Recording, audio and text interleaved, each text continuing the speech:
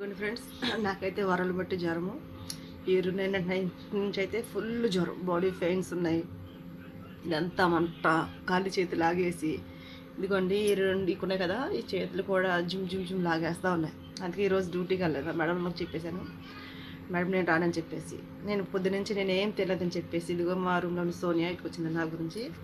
ఇదిగో chicken soup and chapati, నాకు ఇష్టమైన గుడ్డు.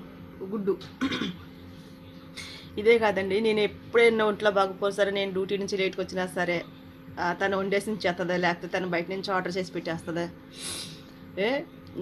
నువ్వు అలసిపోయి వస్తావు ఏం వండుకుంటావు అని చెప్పేసి చాలా ఎలా అంటే తన సొంత అక్కలాగా చూసుకుంటూ ఉంటుంది అన్నమాట సోనియా.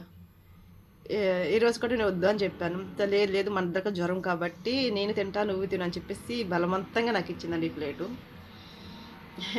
చూసారా, మంటల్లో ఉండడం అంటే చాలా లక్కీ.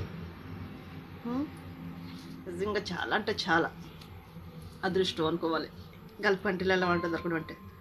ఓకేనా, నేను చూస్తాను. ఇది ఫస్ట్ టైం తినడం.